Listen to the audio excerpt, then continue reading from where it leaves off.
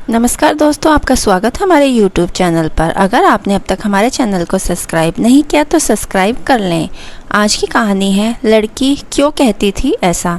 मेरा नाम अजीत है। मैं एक मैकेनिकल इंजीनियर हूँ। मैं स्वभाव से बहुत ही रिजर्व हूँ। इस कारण कभी मेरी लड़कियों से न ज़्यादा दोस्ती रही और ना ही कोई मेरी गर्लफ्रेंड बनी। अब मेरी जॉब लग गई थी और घर वाले अब शादी की बातें करने लगे। घर पर कई तस्वीरें और बायोडाटा आने लगे। उसमें से मुझे अंजलि देखते ही पसंद आ गई। बायोडाटा से पता चला कि वो अच्छी पढ़ी लिखी थी। मैंने अपने घर वालों से कहा कि मुझे लड़की पसंद है। हम लोग अंजलि के घर उसे और उसके परिवार को देखने गए। फिर जब अंजलि चाय लेकर आई तो मुझे उसकी तस्वीरों से भी ज़्यादा सुंदर लगी। खुले बाल और हल्के नीले रंग की साड़ी में वो बहुत ही सुंदर लग रही थी। फिर घर वालों ने हमें एक कमरे में बातें करने भेजा। कमरे में वो चुप थी। उसके चेहरे पर इतनी खुशी नहीं थी। मेरा दिल धड़क रहा था। मुझे लगा कि उसे मैं पसंद नहीं हूँ। फिर मैंने ही बात शुरू करते हुए कहा कि आप क्या करती हैं। उसने मेरी तरफ घूर कर देखा और कहा कि अपने बायोडाटा नहीं देखा तो मंगाया क्यों था। उसकी बात सुनकर मुझे लगा कि वो मुझ में कोई इंटरेस्ट नहीं दिखा रही। फिर मैंने उसे डायरेक्टली पूछ लिया कि आपको मैं पसंद नहीं हूँ। वो बोली, मेरी पसंद की बात नहीं है, आप खुद मुझे नापसंद कर देंगे, मुझे पता है। उसने कहा, अभी मैं आपको ऐसा कुछ दिखाने वाली हूँ कि आप वो देखते ही आप शादी के लिए मना कर देंगे। आपसे पहले दो को दिखाया, उन्होंने भी देखते ही मना कर दिया।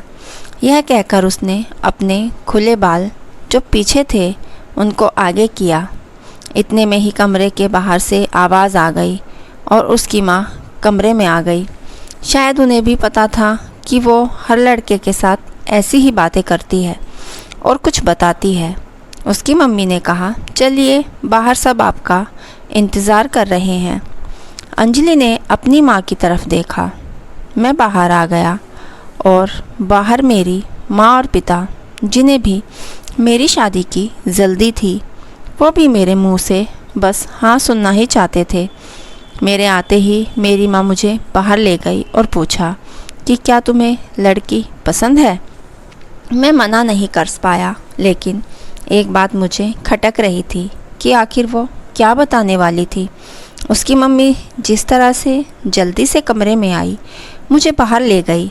लगा ऐसा जैसे कि वो हमारी बातें ही सुन रही थी।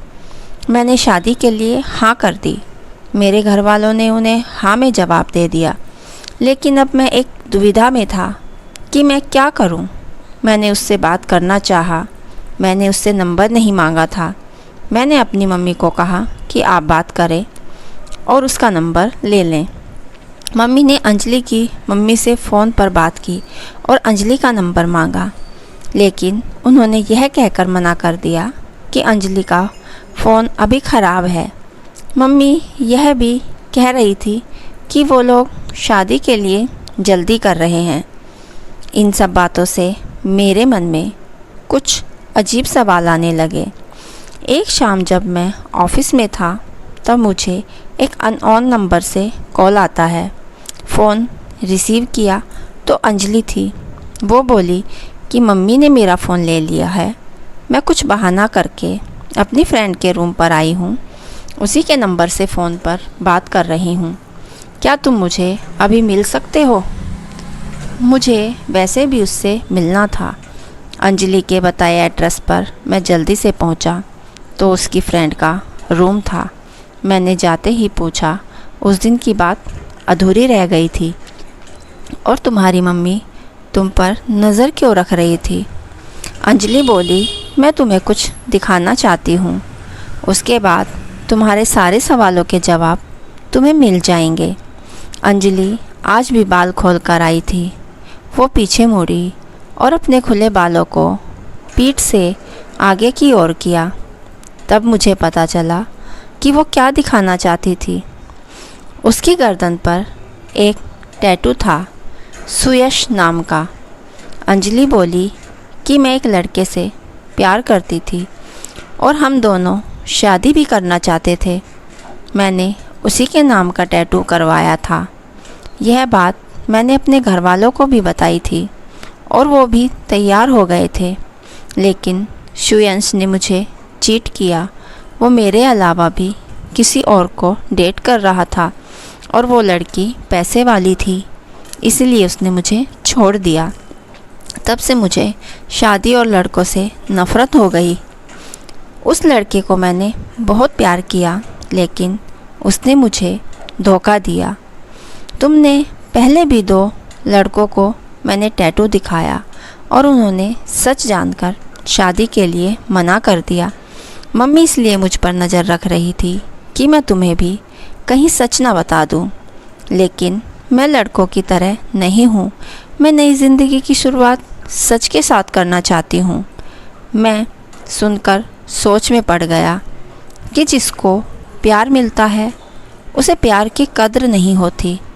आखिर इतनी प्यार करने वाली लड़की को कैसे कोई धोखा दे सकता है। मैंने कहा कि मुझे तुम्हारे पास्ट से कोई मतलब नहीं है, लेकिन मैं चाहता हूँ कि मुझे भी तुम उतना ही प्यार करो जितना उस लड़के को करती थी। अंजलि को यह उम्मीद बिल्कुल भी नहीं थी। उसे लगा था मैं भी उससे शादी के लिए मना कर दूँगा। मेरी बात सुनकर उसने इतने दिनों से दबाए आंसू बहने लगे। मेरी शादी अंजलि से हो गई और मैं अपने आप को बहुत खुशकिस्मत मानता हूँ कि मुझे अंजलि जैसी सच्ची और प्यार करने वाला लाइफ पार्टनर मिली है। दोस्तों, आपको यह छोटी सी कहानी कैसी लगी हमें कमेंट बॉक्स में ज़रूर बताइए। कहानी अच्छी लगी हो तो हमारे चैनल को लाइक, शेयर और चैनल को सब्सक्राइब करना ना भूलें। कहानी पूरी सुनने के लिए आपका दिल से धन्यवाद।